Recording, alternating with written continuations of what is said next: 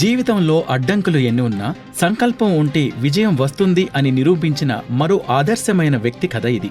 ఆసిఫాబాద్కు చెందిన భాస్కర్ గారు గ్రూప్ 2 పరీక్షల్లో 229వ ర్యాంకును సాధించి గౌరవప్రదమైన డిప్యూటీ తహసీల్దార్ డిటి పోస్ట్ను దక్కించుకున్నారు. ఆయన ప్రయాణం ఎంతో కఠినమైనది. 2016లో సింగరేణి బొగ్గు గనుల్లో జూనియర్ అసిస్టెంట్గా క్లర్క్ ఉద్యోగంలో చేరినప్పటికీ ఆయన కలలు ఆ ఉద్యోగంతో ఆగిపోలేదు. సింగరేణిలో జూనియర్ అసిస్టెంట్గా జాయిన్ అయ్యాను 2016లో.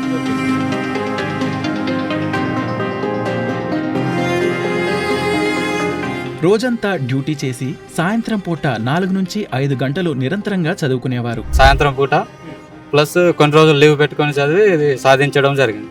ఒకానొక దశలో తాను అనుకున్న లక్ష్యాన్ని ఛేదించడానికి 6 నెలలు సెలవు తీసుకొని రోజుకు 12 నుంచి 15 గంటలు అసాధ్యమైన కృషి చేశారు. పేద వ్యవసాయ నేపథ్యం నుంచి వచ్చిన కుటుంబంలో మొదటి ప్రభుత్వ ఉద్యోగిగా నిలవడం ఆయన ఆత్మవిశ్వాసానికి నిదర్శనం.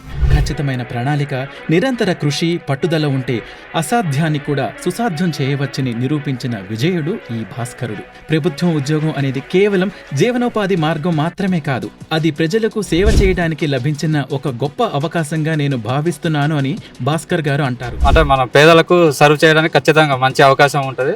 దానికి మంచిగా సద్వినియోగం చేసుకోవడానికి కృషి చేస్తాను. తన విజయానికి ప్రధాన కారణం ఖచ్చితమైన ప్రణాళికను రూపొందించి దాన్ని నిలకడగా అమలు చేయడమే అని నొక్కి చెప్తారు.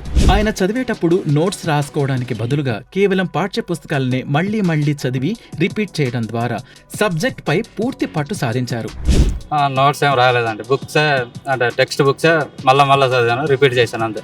కరెంట్ అఫైర్స్ కోసం వివేక్ మ్యాగజైన్ మరియు దినపత్రికలను కేవలం అరగంట మాత్రమే చదివి మిగిలిన సమయమంతా పరీక్షలకు అత్యంత కీలకమైన స్టాటిక్ సబ్జెక్టులపై పూర్తి దృష్టి సారించారు. ఈ ప్రణాళికాబద్ధమైన స్థిరమైన కృషి భాస్కర్ గారిని విజయం వైపు నడిపించింది. చివరగా ఒక మాట, పరిస్థితులు ఎలా ఉన్నా లక్ష్యం పట్ల స్పష్టత ఉండి అలుపెరగని పట్టుదలతో నిరంతరం కృషి చేస్తే మీ కలల శిఖరాన్ని చేరుకుంటారు. పూర్తి వీడియో కోసం T1 అకాడమీ ఛానల్ని సందర్శించండి.